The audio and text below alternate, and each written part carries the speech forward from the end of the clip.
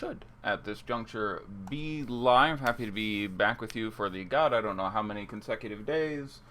I blame the NBA for posting such a ridiculously good schedule of contests over the last 10 days and for the next week. I'm here today. I shall be here again tomorrow, Tuesday. I will be taking the day off for my wife's birthday.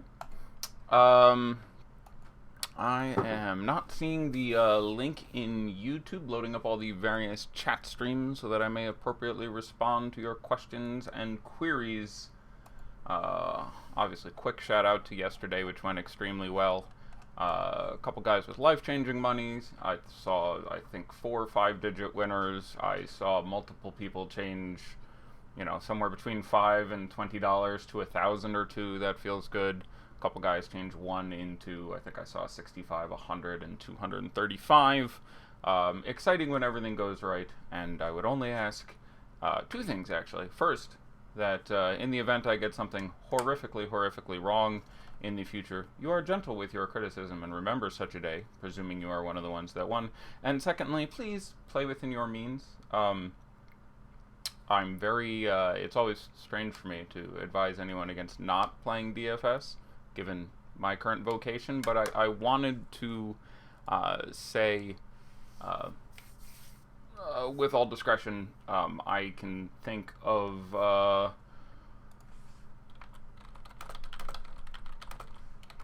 multiple people. I think I'll go with a number around 10 to 15, who at some point over the last, let's say, 2 years have contacted me and said, hey, can you help me out? I'm having trouble paying my rent. I'm a huge fan of yours. I've been, watching you every show for the last couple of years. Not to tell anyone how to live their life, but those of you who managed to take down significant portions of cash yesterday, please invest, divest, and operate wisely. So, all that said, 4-game slate tonight. Let us do it to it, get down on it, and see if we can extract another good day from what we are given to us. Regarding the scheduling, both the Hawks and the Nets played yesterday, which, especially with the latter, should give you some concern and or consternation. On the front end, the Raptors, the Knicks, the Heat, and the Pistons all played today and play tomorrow. They are not our concern thus far going forward, but the Bulls are on the late slate and also play again tomorrow. Let's go ahead and jump into this late slate and talk about one of my favorite games, or at least one of my favorite teams, that be the Magic hosting the Atlanta Hawks. We'll talk about the Magic first because they're fun. Again, I find all of their big six, being the starters plus Terrence Ross, to be in play to some degree or another. I guess in play I might extend down to some small tournament exposure to Khem Birch, but those first 6 guys should be well represented on your rosters. Obviously, a matchup with the Hawks is an ideal one and something we should consider.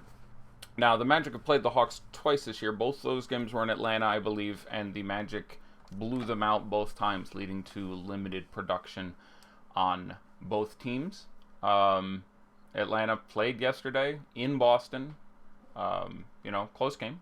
And they have played better of late. The defense has been somewhat better of late. Not unlike the Bulls and a couple other, and the Suns and a couple other teams who have nothing to play for now, suddenly playing a little bit better when it probably doesn't benefit them, without getting too much into that. I have a little bit concern about the outcome of this game. Again,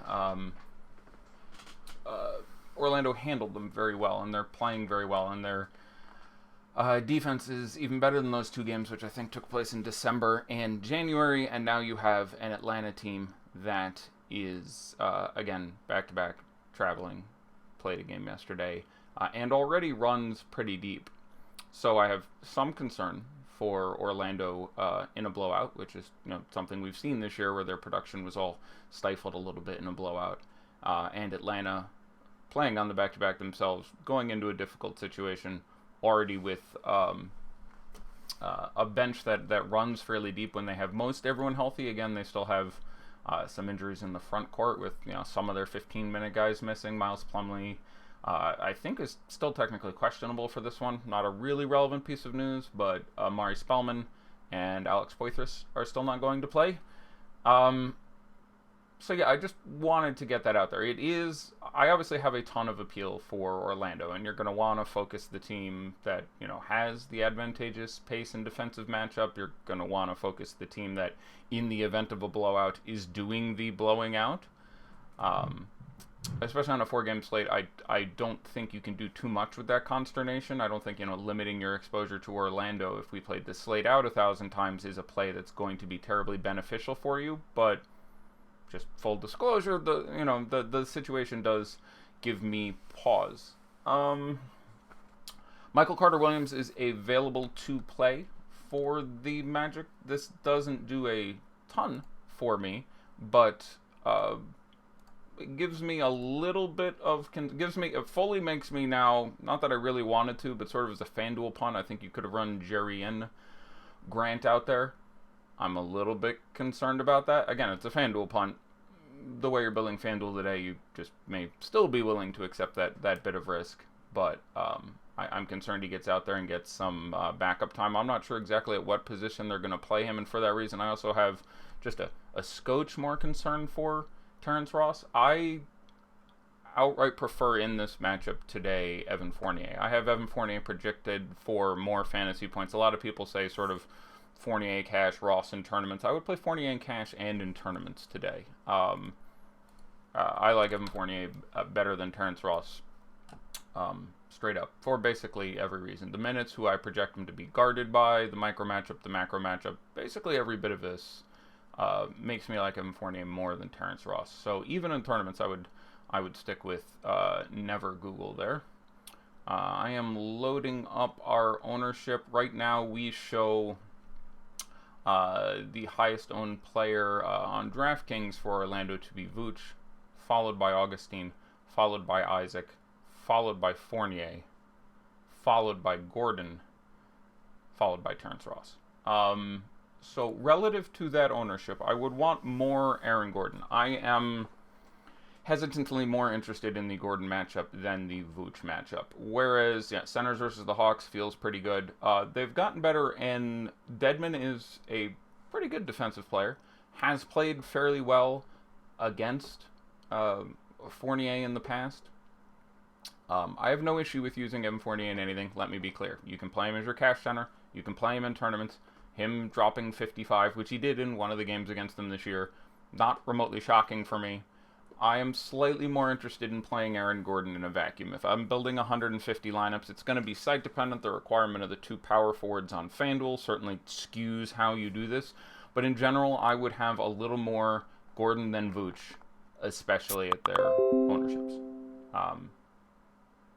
I don't feel super strongly about this, but I have a feeling I would be more exposed to Aaron Gordon than Vooch for the reasons I just detailed.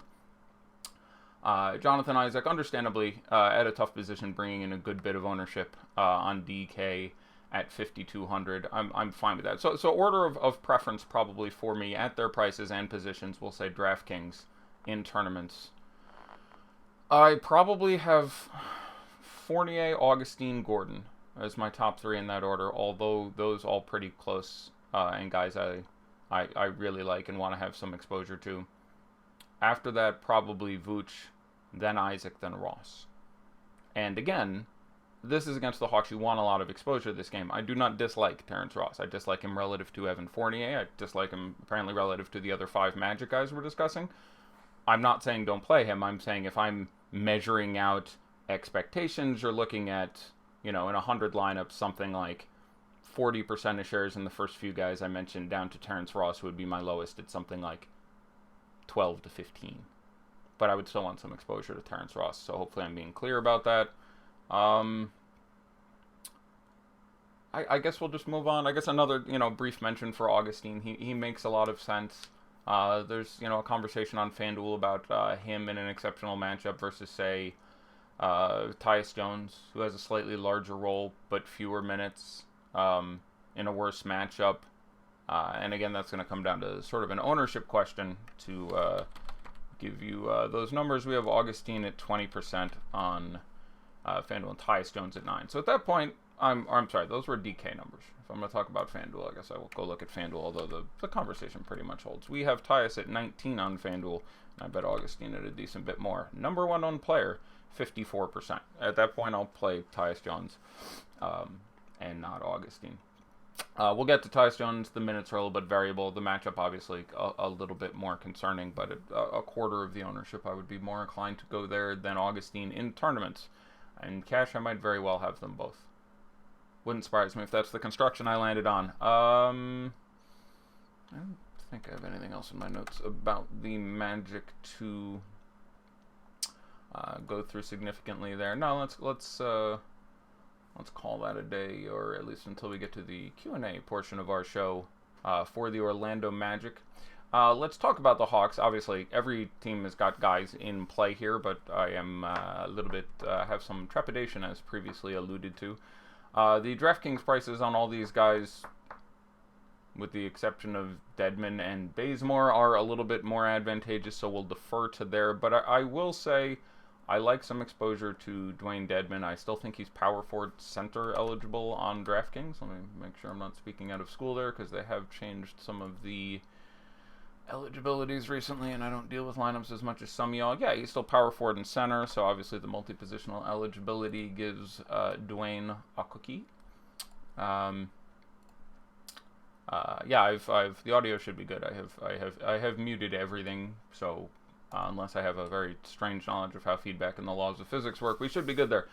So Dedmon priced better on FanDuel. There's a number of mid-priced intriguing tournament setters.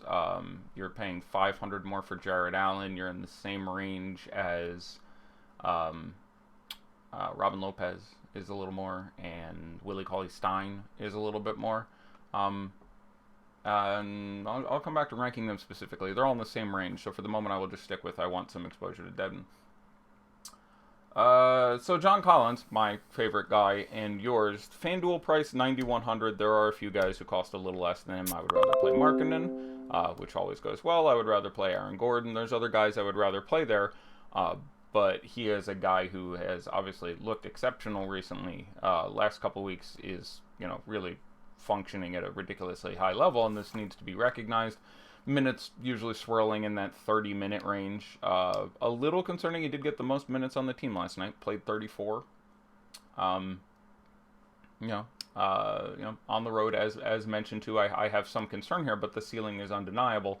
You look at those last four games in 30, 30, 25, and 34 minutes, putting up 63, 46, 51, 45 fantasy points. That is very difficult to ignore. I would very slightly, due to what is weirdly there's more room for me at the bigs than the guards on DraftKings today.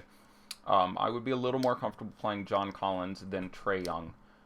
But John Collins, Dwayne Dedmon, and Trae Young are the three guys I'm most excited about playing on this team. Hoarder is cheap enough and has obviously shown the ability to get hot, especially over the last week or so. I have no issue with that play at 4,300. And I will say for the last time again, matchup back-to-back road, I have some concern there. But I'd have exposure to Kevin Huerter. I'd have a little bit of Taurean Prince.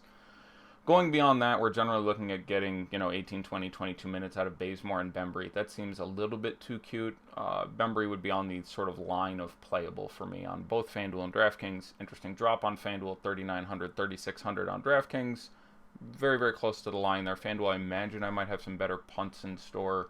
I think he's a small forward, so I'd probably DeMarre Carroll for $100 less, slightly more in tournaments, but not out of the conversation. All right, so yeah, that's a pretty good first talk through. We'll move on to the second game, and hopefully have time for a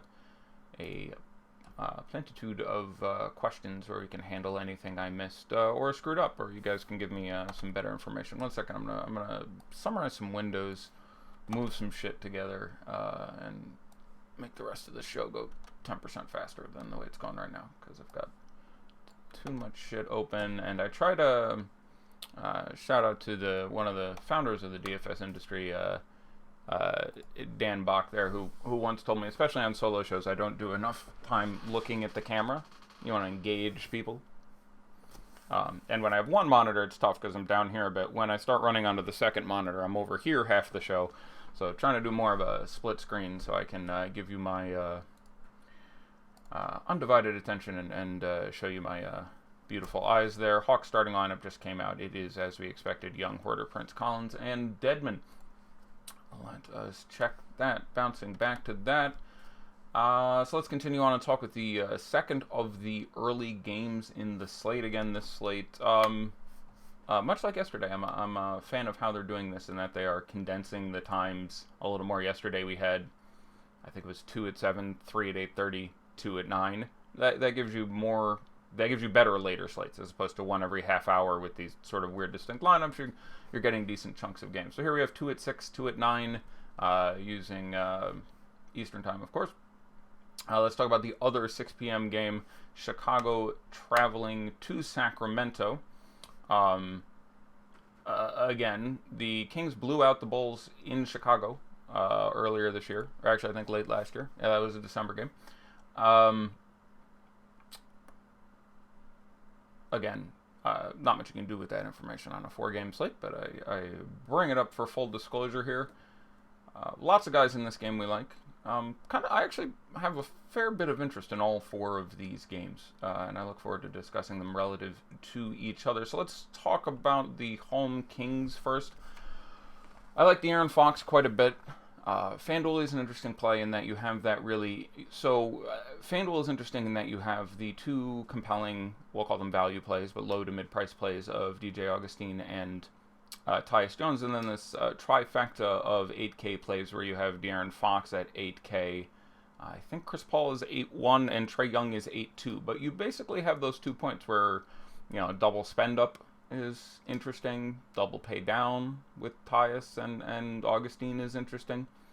And you'll see a lot of one of each of those tiers. I think correlation guides you a lot here, again on a 4-game slate, not to get too far off on a talking point that many of you have heard me go into 100 times, but the fewer games on a slate, the better it is to focus on individual games. The benefit of focusing on individual games is if that game paces up, if that game goes to overtime, you're getting some additional correlation. If you have guys on one side, you have guys on the other side. The downside is you're restricting your selection from other games. So when there's 3 games or 4 games as opposed to 10, there is a greater likelihood that the game you are focusing on is superlative relative to the others. Not just that there's no greater likelihood that it goes super fast or goes to overtime or something special happens in that game.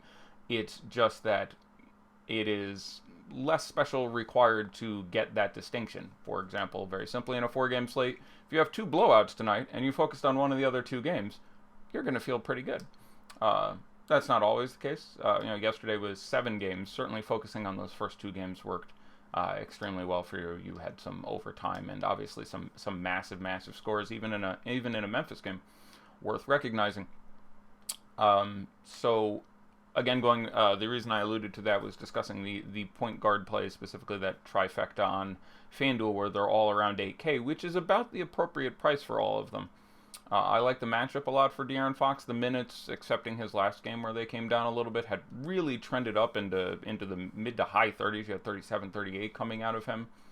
Raw points projection, I have, presuming James Harden plays, De'Aaron Fox, then Chris Paul, then Trae Young.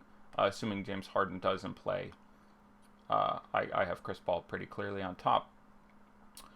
I like in a vacuum, assuming you are not, stacking on other games, or if that isn't a concern for you, if you're just wondering who I like more, I probably like playing Chris Paul the most, because in the event James Harden plays, he's still certainly got plenty of room. He's only, if at all, slightly worse than those other 2 guys, and if James Harden doesn't play, you've really taken the top off the ceiling. So, again, this comes into an ownership question, and again, I keep alluding to these excellent ownership plays we have. Allow me to try to do some selling, which I'm not very good at, but here we go. These excellent ownership computations I'm looking at, the best I have ever seen, and those of you who have followed me know I'm incapable of bullshit, are available for Awesemo.com members. So, again, if you had a big score last night, sign on up. That's generally the projection I like to see, is people are watching the free shows. That's great. Glad to have you here. Love you guys.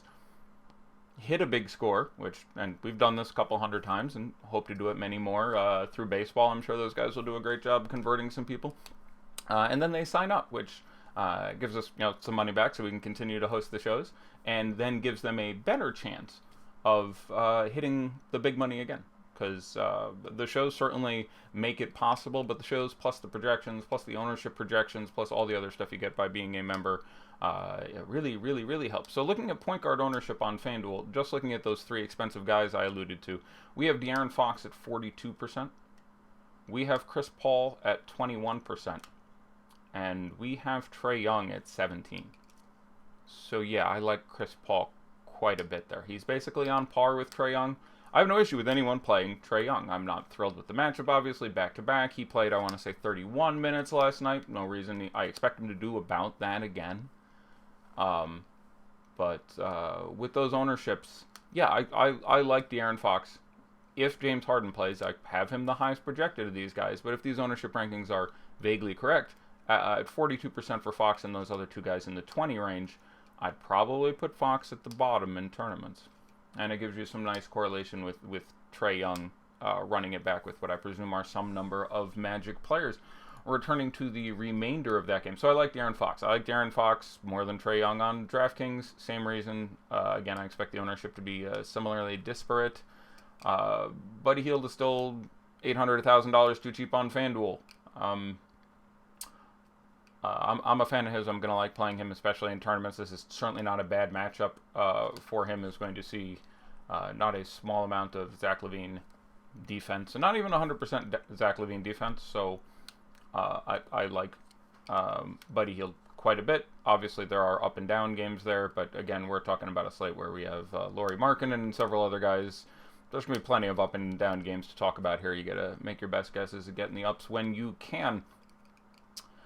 Otto Porter, fine on FanDuel at a relatively sticky position in the FanDuel both cash and GPP lineups I built. I did not get there due to having some exposure to other bulls, but he's fine to me. If he prices in on DK at 6,500, fine. If he lands in there on FanDuel, no issue whatsoever. I'm about as ambivalent of him as I can be on a player. Average matchup for him relative to the team, to the league, to the other guys on his team. Like it's just basically, this is Otto Porter in a almost purely defined neutral spot. No issue with you playing him under such consternation. Lauri Markkanen has really been poop. We are talking failing to get 20 fantasy points. FanDuel, I think DK spiked all of 21 in the last game, and is not cheap. This becomes an ownership play. I like the micro matchup for him, getting a lot of time guarded by Bjelica, which is good for him, and Bagley, which is good for him. I still firmly believe a 50-point ceiling is in play. I have no issue with someone looking at his recent form and saying, I have real concern. We have seen some truly disappointingly flat games recently with 11 points, 5 rebounds, no other statistics. That speaks to, quite possibly this being more games than this dude has ever played in a game and wearing down a little bit. And full disclosure, I around 10% would still like him in tournaments. If he's going to be 15%, 20%, I'm probably coming under there. But I still have interest in Lauri Markkanen. I believe in him as a basketball player. But full disclosure, poop last few games there. I like Chris Dunn in tournaments quite a bit. FanDuel, you will get limited ownership because of the presence of Augustine and Tyus, $1,300 to $1,500 less than him or whatever it is. DK, the price is much more tolerable at $5,400. The minutes are a concern. Arcidiacono should suit up again, which peels a couple off there in theory. I still think it's just fine on a 4-game slate. Just tournaments, no issue if you go there. And then Robin Lopez, I like. Depending on site, I do prefer Jared Allen, who we will get to. But he's been good. He's playing 35-plus minutes and has won people a decent amount of money recently because he's just not a name a lot of people like to roster. Rather than constantly referring to the ownership projections, I'll just rant on for a little bit. Yeah, I'm glad the audio sounds good. This is You all hear those stories about how, engineers will have this broken piece of equipment, and they'll fix it using some glue or some gum. What's funny is I've moved my microphone out here. Hi there. And it is resting on this box, which contains my 3D backdrop green screen stand setup that I've never assembled. That's pretty amusing to me that this would be for a high quality show, but I'm using it as a box to hold my microphone because I have no good reason. Because I run a couple full-time jobs, and I don't have time to do much of the fun shit I would like to do, or set up fun 3D things and put a green screen behind me so you can all put gay porn stars behind me again. That was fun when last it happened. Let's so yeah, have we I sort of started talking about I started with the Aaron Fox, and then talked about Buddy Hield, and then ended up on the Bulls. So I'm dancing around a little bit here. So let me recenter a little bit. Pretty much covered all the Bulls at this point. Not terribly interested in many of the bench pieces there. Yeah, Hield again, super underpriced on FanDuel. Absolutely fine to run out in tournaments on DraftKings at $7,000. Still a pretty decent fan there. The matchup is really good for him. He just is a guy who can get you 50. The Bulls is a fine spot in which for him to do it. Harrison Barnes, not out of play for me on DraftKings, but I'd be very lightly exposed as opposed to FanDuel, where he's dollar per dollar, $300 cheaper, meaning he's proportionally well cheaper, and small forward is frequently a kick in the nuts. Bielitsa's price has come up. The minutes obviously super not secure. I have him projected for 19. I'm sorry, I have him projected for 20. But regardless, Nemanja Bjelica, dicey. Probably outside my player pool, even in 100. If not minimal exposure there, I would think. I like Willie Cauley-Stein. This is not a bad matchup by any means. His minutes have started to improve, and that price is pretty appealing. So I have him very, very similar to Jared Allen. So that ends up being a bit of a price play. DK, they're pretty similar. I think you're saving a little on FanDuel of a few $100s. We will look at the ownership and talk about it more in a minute, but I have a fair bit of appeal on Willie. Bagley at 20 minutes is tough. Not out of play for me. Can be super productive guy. Can give you... they've announced that his minutes restriction will continue for the foreseeable future. Can he give you 30 in 20 minutes? Yeah. 40, you're getting unlikely. So, the upside obviously capped. So, other guys I would rather run on DK at 5,400. FanDuel at 6,000. Not going to be one of my prime targets, but would have a few shares in any sort of MME situation. Let's go ahead and move on to the late games real quick. Let's talk about the Rockets and the Timberwolves. People seemingly more down on this game than I would expect. I want to double check that I'm not getting this wrong here, but 225 over under, which is not brilliant. Houston still favored by 7.5 or 8, which many people are leading to think means James Harden is in. I am not so sure. He is dealing with the same neck issue he has been dealing with. Again, they are not on a back-to-back. I'm probably something like 60-40 on James Harden to play, if you ask me to throw odds on it right now. But that obviously, so let's talk about the Rockets. That obviously the biggest piece of news. On DraftKings, when you look at your lineup construction, let me poke on the one I'm tinkering here. You obviously want to make sure that you take your Clippers and Nets and Timberwolves and Rockets and put them in those bottom spots so that you can move into an Eric Gordon plan. Because the fact of it is that Eric Gordon at $5,300, if James Harden plays, is pretty bad. I'd rather play Terrence Ross for a couple $100 more bucks. I'd rather play Evan Fournier for a couple $100 more bucks. And if James Harden's out, would leapfrog those guys for me and be a better play. Not massively so better that you absolutely need to do it. I need to catch up on my news. Okay, I'm checking my news for Monday. Lots of Monday news, which we will deal with probably Monday. Talking about the Rockets. So try to have yourself a plan there. James Harden himself is an excellent play today. I don't mind the matchup. It's not great. It's thoroughly average, but it's James Harden on a 4-game slate whose ownership will again be significantly limited due to the questioning of if he can play. I don't mind James Harden on FanDuel, presuming we won't know if he will play. You are accepting a 30, 40, whatever you think the odds are that he sits, percent chance that you outright lose, but you are giving yourself the advantage of potentially having what most likely is the highest scoring player on the slate at like 10, 12% owned probably. That's pretty exciting. So that lineup is difficult to build, but if I'm building a lot of lineups, I have some James Harden on FanDuel, and obviously you can stick them together. You can certainly run that out on DK, where you have the ability to swap into Towns and X, for example. But just, if you have a minute, make sure you have some decent swap options. Like, build your lineup with Harden, save it, and then be like, okay, let's assume Harden is out. I'm going to kill Harden. I'm going to take whoever's in my utility spot, turn them into Karl Anthony Towns. That gives me this much extra, which means that I upgrade guy to guy, DeMar Carroll to Evan Fournier, or whatever the differential ends up being there for you. So have a specific plan if you can. Also, in the event that the news comes out closer to lock than any of us would like, if we get one of those James Harden is a game time decision things and they don't announce it until 3 minutes to lock, you'll know exactly what you are doing. PJ Tucker, not out of play for me on FanDuel at $4,600. Would have minimal exposure if I was building a lot of lineups. Wouldn't make his way into one. PJ Tucker on DK, pretty similar situation. A couple other places I would rather go, but 4,100 would have a little bit of exposure there. I like Clint Capella in this spot. Obviously, Clint Capella is not the Clint Capella of old. Has said that he is dealing with something, and we've repeatedly seen that to be the case.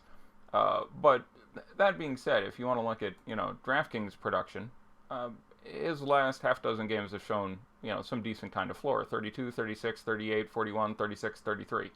No real stinkers there, and this is a net positive matchup for him. On a scale of 1 to 10, this is a 7 out of 10 spot for Clint Capella. So I like him here in tournaments. He's not going to grade out as your best point per dollar play, but especially if he decides to be, healthy Capella, 50 is not out of play for him here, so I'd have 5-10% Capella, I think. I have certainly some interest there. And I guess I buried the lead a little bit here. You should start your lineups with Chris Paul if you're building one lineup. $6,700 is an affront to mathematics. I don't really know what the hell is going on there. Full stop? Yeah, full stop. We'll just go with that. Yeah, he simply is not a $6,700 player. His appropriate price on DK in this matchup, if James Harden is in, is $7,600 or something, but that's just a little bit. Can I rank my DK centers? I will get there. Let me burn through them, make sure I try to talk about every player who needs to be talked about, and then double back around and get to as many questions as I can. Daniel House, don't play him unless Harden is out, in which case I think he's a good FanDuel drop pivot. Still a little scary on DK. That last game was a ceiling-y game out of him. So it wouldn't be out of play at 3,700. But even in the event James Harden sits, I probably play on DK like Gerald Green over him, or even Austin Rivers over him, to save some money and expose myself to a pretty similar projection at lower ownership. Kenneth Faried at 4K on DK, I like a lot in tournaments. $4,000.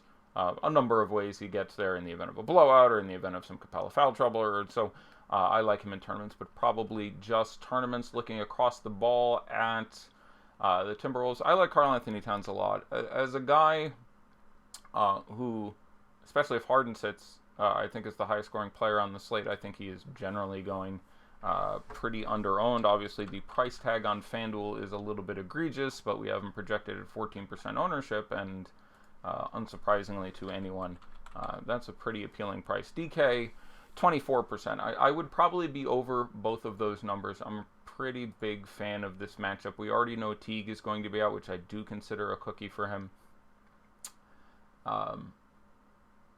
And Rose may sit, which certainly helps. So I'm a big fan of playing Towns today. I would probably be over the field there. Bielitsa will remain in the starting lineup. Fox, Hield, Barnes,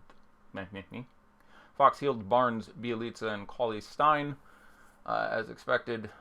Dunn, Levine, Porter, Markin, and Lopez also as expected for that contest. The starting lineups of note regarding the other guys. So, if you're playing Tyus Jones, you want Derrick Rose to be out. He doesn't become unusable in the absence, but it moves me from 31 minutes to 28 minutes. So that's a little bit.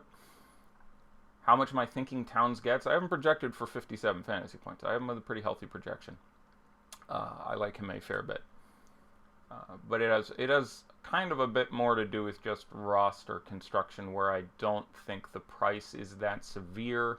I think he will probably outscore Vooch, who's going to be a super popular guy. If it's by 10, just raw points on a small slate, even if it isn't point per dollar as good, is probably better, or at least more often than not is better, versus an 11-game slate. If you have Vooch getting 50 and Towns getting 57, it's bad. 4-game slate, you might still want that. So, I like Towns. We'll leave it at that. I don't think Dario Saric is out of play in tournaments. He has been very disappointing for me and other people who have expected him at some point to put out a decent game here. The most likely outcome is they continue with multiple guys playing the power forward and Tolliver continuing to get some time, and he plays 20-22 minutes and gives you somewhere around 20-22 fantasy points. But that of by itself is not completely out of play.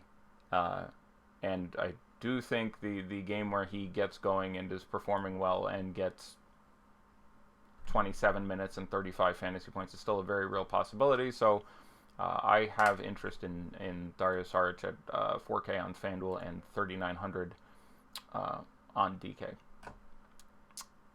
Beyond that, Wiggins, again, 6,300 on FanDuel is just fine. Like him quite a bit in tournaments. The upside is there.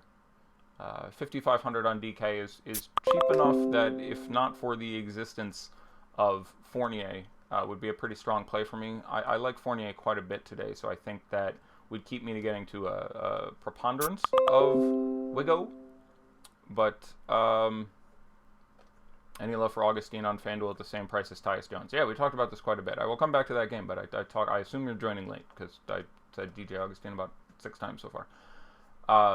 5,500 on DK as a rough abstraction, I would have behind Fournier ahead of Terrence Ross at the moment.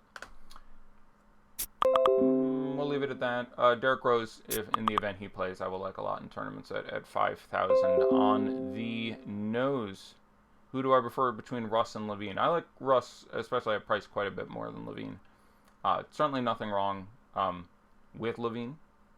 Excellent tournament play. Is going to outscore D. Russ roughly half the time. I have him projected pretty close to the same. But at ownership and prices, I would be in a single lineup a little more excited about playing D. Russ, and I will use your excellent question as a pivot to the final game of the evening. The other late game running even a little faster. This one also over 230. The Nets visiting the Clippers. I like Jared Allen a lot on both FanDuel and DraftKings. He is pretty chalk. I think he should be pretty chalk at those prices. Like him more in tournaments than cash, even at his popularity due to the upside and the floor. I currently, at present, have him projected for 25 minutes and 32.5 fantasy points. It's obviously a great spot for him. They've done very poorly against centers, the Clippers, that is. So Jared Allen, someone I like a lot. He would go back and forth with D'Angelo Russell for my favorite member of this team. Not the most brilliant spot in the world for D'Angelo Russell, but a perfectly equitable one. His price is down a little bit, and he still carries massive ceiling. What we're seeing is the likelihood of that ceiling being inhibited by the presence of both a slowly coming around Karis LeVert, who had like 0 fantasy points through 2.5 quarters yesterday and ended up with 20 or something. And of course Dinwiddie being back as well, playing his pretty standard 25 minutes.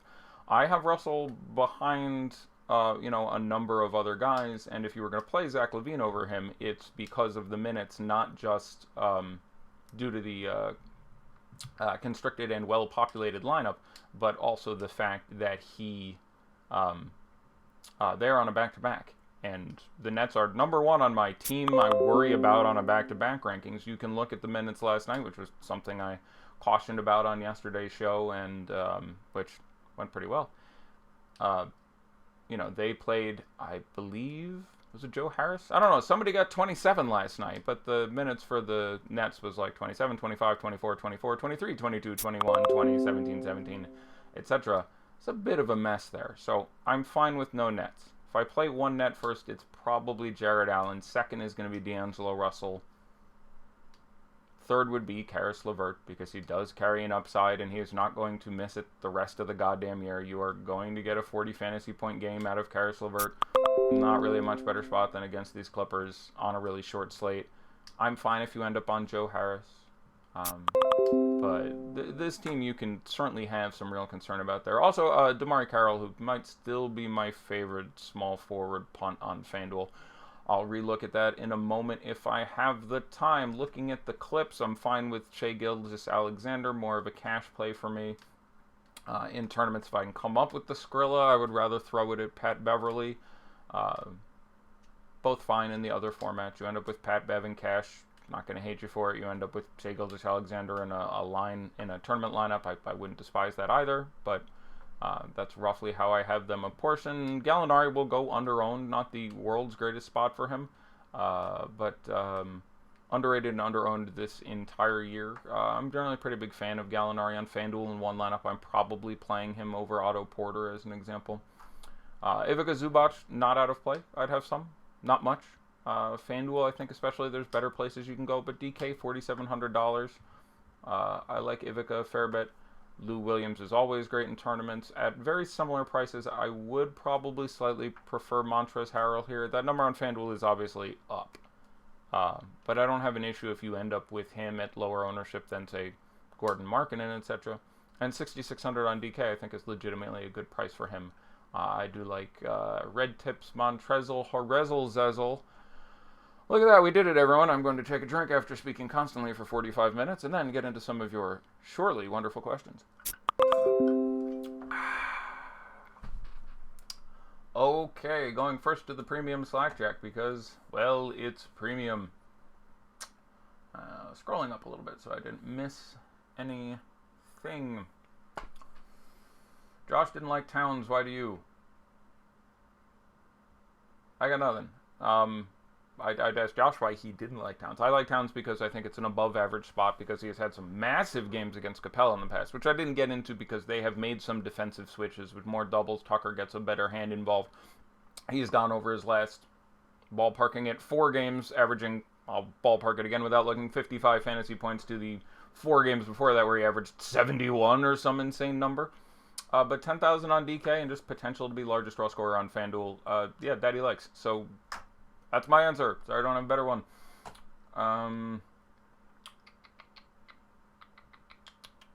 Rank the 3 on FanDuel in a GPP. You were actually asking EMAC this. So I don't know what he says. You have Capella, Willie Cauley-Stein, and Zubac. I would have Zubac pretty noticeably the last of those guys at their FanDuel prices. I'm going to have, obviously the prices are way off between those 3 guys. I would probably be slightly most excited about Willie Cauley-Stein, but Stein or Capella pretty close. Would you guys play Aaron Gordon and Vooch together on a FanDuel GPP, lots of steals and block chances against the Hawks? I'm fine with it. In one lineup, I'm generally trying to do one or the other. If you played the slate out a million times and built a million lineups, having one of those guys is generally going to be, I think, a better strategy than 2, but not by any massive measure. Obviously, you need 2 power forwards. There aren't that many great ones. So would I rather have Vooch, Markin, and Harrell? By a little bit. Would I rather have Gordon and Towns? By a little bit. But I would not feel bad if that's what you landed on, and if you like it, as you correctly referenced, the Hawks are a team that do give it up so sweet. Can you rank your DK centers? Always a difficult question, especially the shorter the slate gets. Again, game correlation becomes a much more important concept.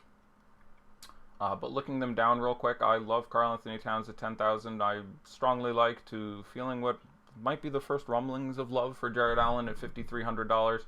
I love Vooch for $9,200 against Atlanta. I like Capella in tournaments. I'm not going to address the hybrids here because they will most frequently be there, so I'm going to skip over Harrell and Collins and those guys. Rolo, I think, is fine in tournaments. Alex Line is not quite out of play, but very close. Willie Cauley-Stein at $5,200 is a really, really well-priced dude. Zubac in play. Ed Davis in play, $3,500. Absolutely nothing wrong with that play. For guys under 4K, he's one of the better value plays today. Shout out yesterday to spending the whole show talking about, this value play is worse than Josh Jackson and Check Diallo and Darius Miller, and then Josh Jackson, Check Diallo, and Darius Miller all going off for me, making me look good. That was lucky and unlikely to happen again. Other things to discuss here. Getting into some further questions. About 9 minutes to lock, everybody. Got that. Any interest in Freed for FanDuel GPP? Yes, I think Freed is a likely to fail, but carrying a large upside FanDuel GPP. Any love for Augustine on FanDuel at the same price as Tyus Jones? Yes, I love Augustine. I think the 5 point guards you are looking at exposing yourself to are Augustine, Towns, Paul, Fox, and Trey are where you start and end the day there. Other guys are in play. Chris Dunn is in play. I don't mean to suggest anything else, but those are the 5 guys with whom I would be most interested in exposing myself. Thoughts for Denbury, which I assume is Bembry, as a FanDuel punt. I, for some reason, have the inclination his price has come up, and regardless, I'm going to slightly prefer Damari Carroll from matchup, and I am projected for a couple more minutes. I have Carroll at 20 or 21, and Bembry at, I believe, 18. But regardless, I'm going to be absolutely fine with it unless this number starts with like a 4 or something. 3,900, I'm fine. I will slightly prefer Damari Carroll, but fine. Would you roll out Harden and GPP and FanDuel? Yes, I will not give you the full spiel when I said exactly this 25 minutes ago or so, but I like him as a FanDuel GPP play. I generally feel if you are not incredibly risk-averse that the juice is worth the squeeze, and there is a real possibility of just winning the slate when you get, I don't know, 10% on James Harden, who then plays and puts up 80, and I think he is more likely than not to play. Is Huerter chalky? Solid play. Feel like he's locked into 28 to 32 minutes. I doubt he is chalky. Again, I have some obvious concerns about the matchup. We have his projection at 8%, so I will define that as not chalky on a 4-game slate. I'm fine with him. I think he's legitimately a good tournament play. He comes in after Collins and Young for me, and probably after Dedmon, but after that, Huerter would be my favorite guy. 4,300 is a very real price, and there is a ceiling attached to it. However unlikely it is to materialize in this difficult matchup with the Orlando Mavericks. Collins are marking in on a DK GPP. Again, it's going to depend on what you're kind of trying to do with your lineup. I don't mean to be dumb here, but you really want to try to build around a narrative. Again, Orlando beat the shit out of the Hawks both times they played this year. Again, I think those games were December and January, I want to say. And I'm pretty sure John Collins, I'm just going to look for you. Pretty sure John Collins played both those games and was unimpressive due to those beatings. Clicking, downloading, dragging, opening. First game, January 21st, 2019. John Collins, 31 minutes and 50 seconds. 31.5 DK points, 28 on FanDuel. Second game, John Collins, 24 minutes, 50 seconds due to the blowout, 24.5 fantasy points. That's really weird. One time he had 31:49 as far as minutes and seconds and 31.5 fantasy points. And the other one he had 24:49 minutes and seconds and had 24.5 fantasy points. Illuminati. Half-Life 3 confirmed. Let's get back to the questions. Those were excellent. Healed or Gordon DK Cash? Cash is healed right now. If Gordon's in, I will go to Gordon, and you're saving $1,700. Oh, you mean Aaron Gordon. Just caught myself there. I will take Aaron Gordon. I can't get away from just, Hawks. So I got to take Aaron Gordon there in cash. Wiggins or Fournier, DK GPP. I will stick with the fornicator, as previously said. Healed or Gordon DK Cash. I feel like I just read that. I did. You just asked the same question multiple times. You are tenacious. FD, this guy wrote this in like hexadecimal. All right. DJA Russ Barnes, FanDuel single entry GPP, or Fox Healed Carroll.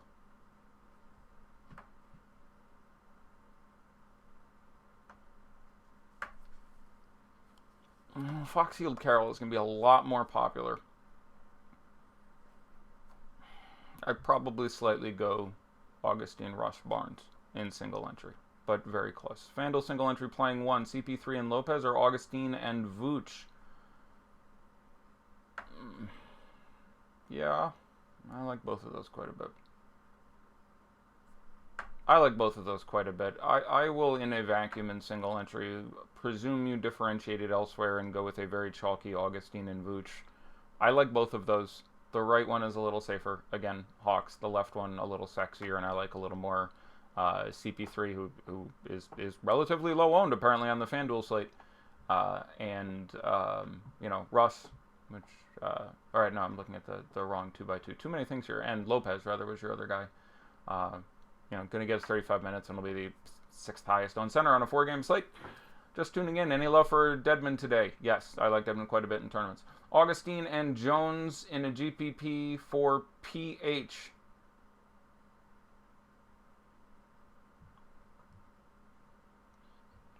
Looking at my keyboard, are P and H near D and K or F and D? No. Pinch hitters.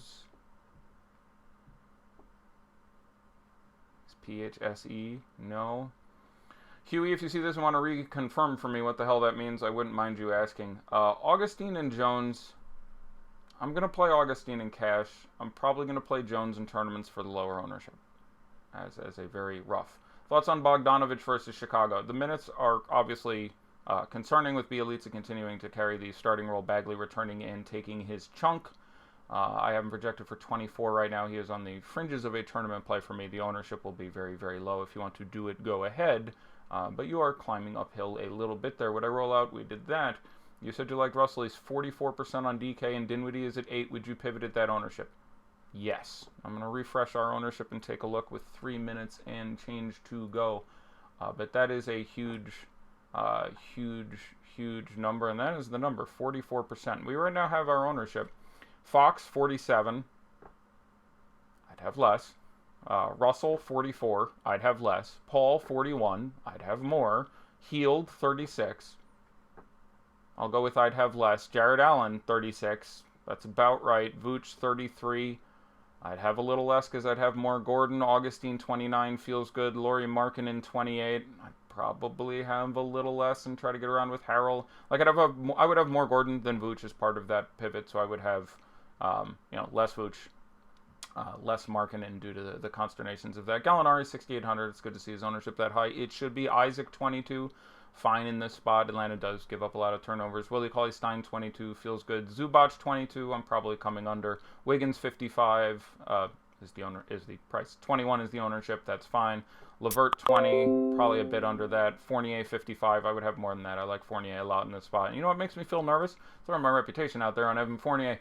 7,400 on Trae Young, 18%. Yeah, I'd go a little over that and a little under on Fox, I'd feel, but neither outrageous. 69 on Lou Will, Montrezl, Harrell, Zezel at 18. I'd be over that, and we'll stop doing it guy by guy at the moment. Going back for more questions, just can't get enough. Laurie or Gordon? And a vacuum, Gordon. DK, we did that. Gordon over Heald in cash. It was just Ryan asking the same question for the 4th time. You are tenacious. Would you rather use Carroll or House as a FanDuel punt in GPPs? Carroll. No. Harrell or Markin in FanDuel GPP? Raw points Markin, no issue with you going with Harrell. It's some pretty nice ownership. DK, GPP, Buddy and Ed D or Wiggins and Augustine? Probably go Buddy and Ed Davis in that situation. Would you avoid having Dinwiddie and DAR in the same lineup? You want to make sure you're stacking the game if you're doing that. Wiggins, Allen, Gordon, or Hunter, Carroll, Cat, DK, GPP. Give me... Hunter, Carroll, Cat. I like both of those a lot. It's going to come down to correlation. I suspect I'd be slightly higher on Hunter, Carroll, Cat, but I like them both. Harrell or Laurie on FanDuel? Probably Laurie Cash. Harrell tournaments is where I would come in.